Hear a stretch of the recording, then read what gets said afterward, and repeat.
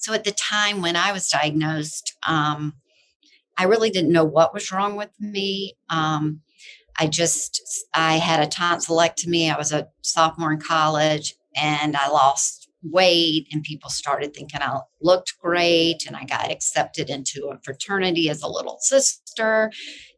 So I was getting a lot of positive affirmations around my weight. And so it went from me just stopping to eat. Like I just kept cutting things out of my diet. And then I became addicted to laxatives and sought my own treatment because it was new and a lot of, there just wasn't a lot of resources. So I ended up admitting myself to Duke, to their mental health program, and I lived inpatient on and off for a year on a locked unit. It was interesting. My doctor would have a table with 6 girls, and we would be in the general psych ward. And so we had a table in the day room, and we would sit there with the nurse who made sure we ate our food and wouldn't let us go out of the day room for 30 minutes because of purging behaviors. And we were amongst a lot of ECT patients and OCD patients. So anyway, so then after that, I relapsed several times. And at one point, my father was told I needed to be institutionalized for 3 years. And he's like, heck no, there's no way I'm sending my daughter to a state hospital.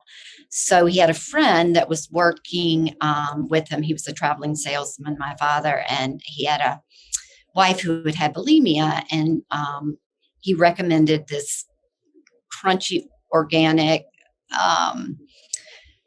place. It was actually a husband and a wife she had been anorexic and they were eating from the earth. And my parents sent me there unknown to Cleveland, Ohio. And I stayed with them for a week.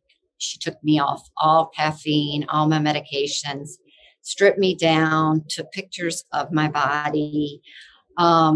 Really a strange approach, but it shows you the desperation of a parent. Like, I mean, I can't imagine putting my daughter on a plane to some couple in somewhere.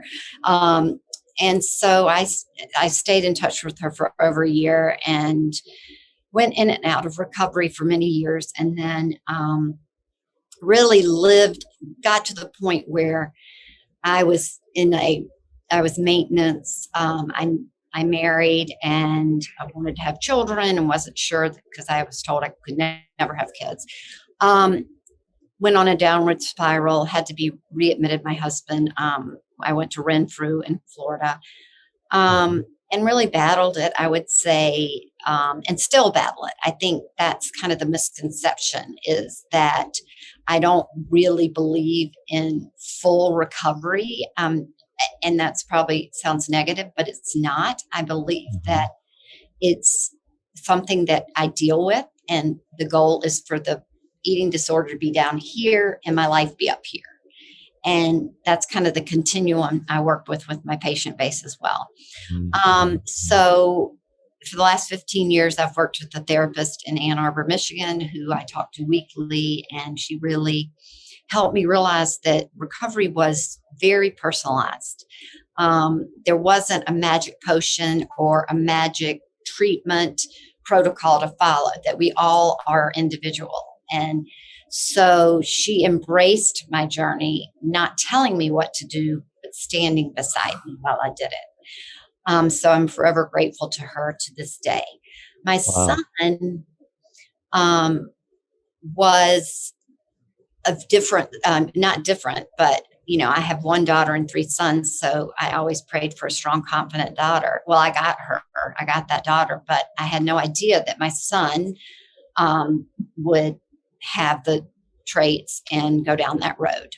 So as I told you earlier, someone told him he had man boobs when he was 14, played football. They weighed them publicly because of the high temperatures in South Carolina. They were looking at dehydration, but they were exposed, their weight was exposed to the entire football team. So my son, between that and the man boobs, I was in Michigan having surgery on my foot, and I came back and he had lost 19 pounds and in 3 weeks. And so he was exercising in his room. He had just quit eating anything. I took him to the doctor, the pediatrician. He said, I don't know what your mom's worried about. You need to work on your golf swing, and fired that pediatrician immediately. And thankfully, I knew what the circumstances were. I knew the characteristics. I knew the illness. So we got him treatment early on, and we got very good treatment. And that is the really key to success. He was treated at UNC Chapel Hill with Cindy Bulick and her program. And he's now a senior at University of Michigan, but he still is all or nothing, really hard on himself, intense, really smart kid, but puts a lot of pressure on himself. So as the mentor in the field, who I just adore, his name is Walt Kay, he's at UCSD, and he always says, if you can take the traits of someone with an eating disorder, so they're not self-injurious, they're an amazing person. They will do very well in life because of their drive. But so I still worry about him. He's in treatment. He's on medication. But as a mom, it was frightening. And I think one of the things about being a parent in this field, and Craig, you can speak more to this, but it's not like parenting a normal child when you have a child with an eating disorder. There's like the child and the child with the monster in their head, and they're very different. And so I think that the parental role has changed since I was sick. My parents were told never to talk to me about it.